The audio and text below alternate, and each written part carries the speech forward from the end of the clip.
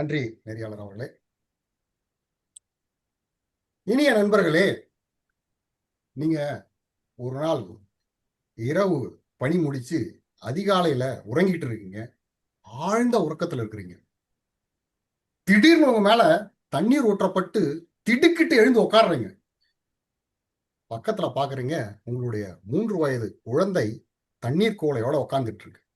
அந்த நேரத்துல உங்களுடைய மனநிலை எப்படி இருக்கும்?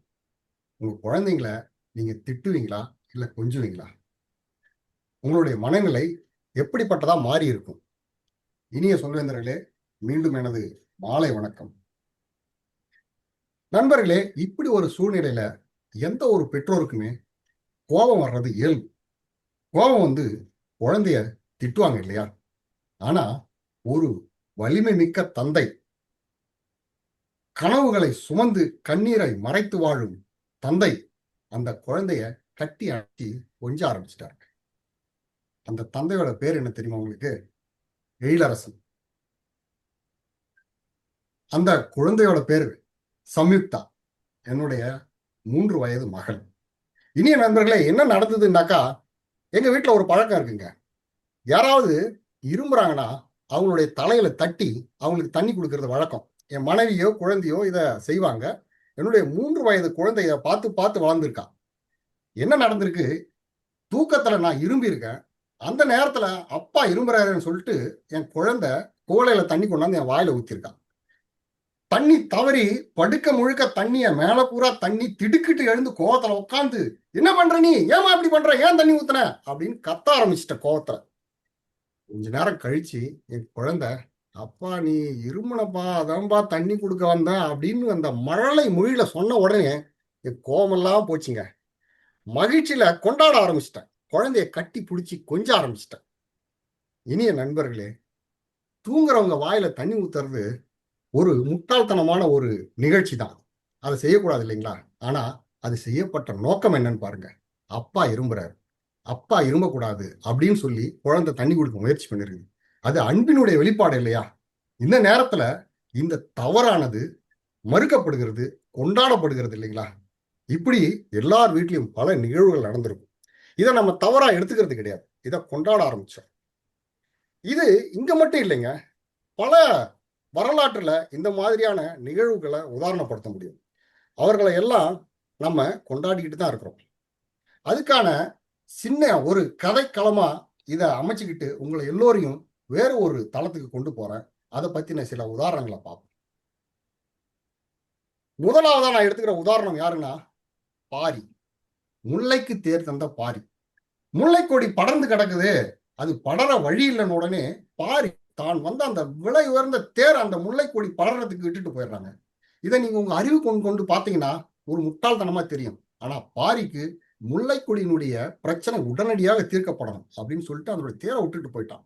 அவனை நாம முட்டாள் சொல்லி தூற்றுவது கிடையாது. இன்றைக்கும் பாரிய பெரிய வள்ளல்னு புகழ்ந்துகிட்டு தான் இருக்கும். சரிங்களா?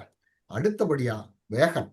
ஒரு பறவை இனமான மயில் மேக கூட்டத்தை பார்த்து மகிழ்ச்சியில தோகை விரிச்சு ஆடுது. அதை பார்த்த பேகன், ஐயோ மயில் குளிரால நடுங்குதே அப்படின்னு சொல்லிட்டு அவனுடைய விலை உயர்ந்த பட்டாடைய போர்வையா கொடுக்குறான். இது அறிவு கொண்டு பார்க்கும்போது எவ்வளவு பெரிய முட்டாள்தனமான ஒரு நிகழ்வு. ஒரு குழந்தைத்தனம் இல்லையா? ஆனா அவனை நம்ம முட்டாள் சொல்லி தூற்றுவது கிடையாது. இன்றைக்கும் அவனை புகழ்ந்துகிட்டு தான் இருக்கும். இது அருமையா ஒரு சங்கப்பாடல் சொல்லுதுங்க.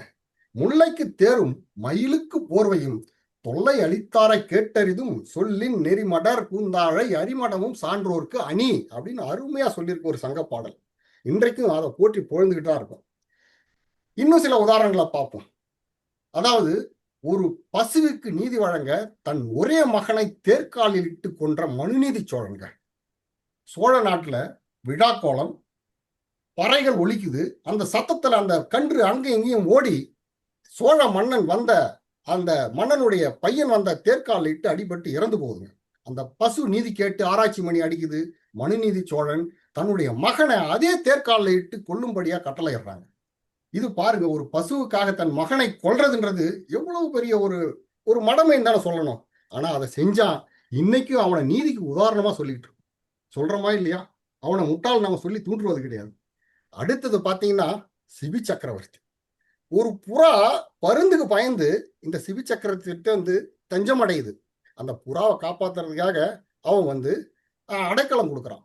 அப்ப என்ன பண்ணுது அந்த பருந்து, சிபி சக்கரவர்த்தி என்னுடைய உணவை நீ பறிச்சுக்கிட்டேன்னு புகார் பண்ணுது. உடனே என்ன பண்றான், அவனுடைய உடல் தசையிலிருந்து ஒரு பகுதி அறுத்து அந்த புறாவுக்கு இடைக்கு சமமான ஒரு தசைய அந்த பருந்துக்கு கொடுக்குறான். சிபி சக்கரவர்த்தி நினைச்சிருந்தா ஒரு 1/2 கிலோ கறியை வாங்கி கொடுத்துருக்கலாம். ஆனா அதை அவன் செய்யல. இருந்தாலும் அவனை நம்ம முட்டாள்னு சொல்லி தூட்டுறது கிடையாது, போற்றி புகழ்ந்துகிட்டு தான் இருக்கும். இன்னைக்கும் பாருங்க, ஒரு நீதி நேர்மைக்கு உதாரணமா நம்ம சிபி சக்கரவர்த்தியும் இந்த மனுநீதி சோழன் தான் கூப்பிடுறோம் இல்லைங்களா? இன்னைக்கு அவனை போற்றி புகழ்ந்துகிட்டு இருக்கோம். சங்க காலத்தை விடுங்க, நம்ம காலத்துக்கு வாங்க. நம்மளுடைய அறிஞர்கள் பெருமக்கள் அந்த மாதிரியான மடமைகளை செஞ்சிருக்காங்க, அவங்கள நம்ம போற்றி புகழறோம். ஐன்ஸ்டீனை பத்தி கேள்விப்பட்டிருப்பீங்க. ஐன்ஸ்டீன் அவருடைய ஆராய்ச்சி கூடத்துல சில பூனைகள் வளர்த்திருக்காரு. அந்த பெரிய தாய் பூனை வர்றதுக்காக ஒரு சின்ன ஓட்டை போட்டிருக்காரு.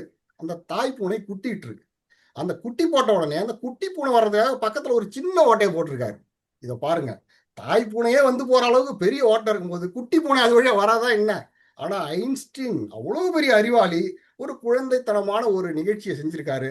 இருந்தாலும் இன்னைக்கு அவரை பாராட்டி புகழ்ந்துகிட்டு தாங்க இருக்கிறோம். ஐன்ஸ்டீன் இப்படி பண்ணிட்டாரே, அவர் முட்டாள் நம்ம சொல்றதில்ல. அதனால நண்பர்களே, நான் என்ன சொல்ல வரேன்னா, இந்த மாதிரியான சின்ன சின்ன மடமைகள், தவறுகள், இதை கொண்டாட கத்துக்கணும். அதுல உள்ள சுவாரஸ்யங்களை ரசிக்க கத்துக்கணும். எல்லாத்தையும் அறிவு கொண்டு யோசிக்கணும்ன்றது அவசியம் இல்லை. ஆனா இப்படி சின்ன சின்ன மகிழ்ச்சிகளை கொண்டாடும் போது ஒரு விடயம், அது அடுத்தவர்களை பாதிக்காத வண்ணம் நம்ம கொண்டாட வேண்டும். அரிமடமும் சான்றோருக்கு அணி. நன்றி. மேடை மீண்டும் நெறியாளரிடம்.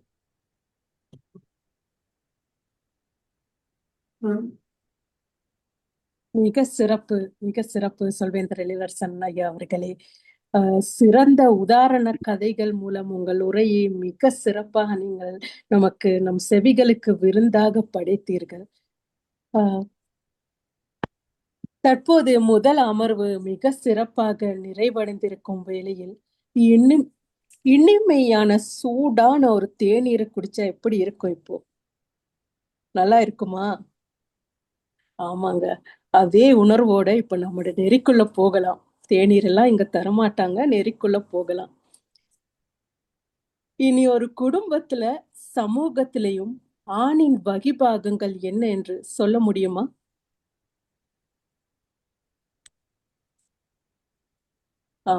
முதல்ல, அதாவது இப்ப எழிலரசன் ஐயா அவர்களோட உரையின் ஆரம்பத்திலே ஒரு தந்தைக்கும் மகளுக்குமான உறவை அவர் சொல்லி சென்றார், அழகாக சொல்லி சென்றார். அது போலத்தான் முதல்லையே நம் கண்முன்னே வருபவர் தான் நம் தந்தை. ஆண் என்று சொல்ல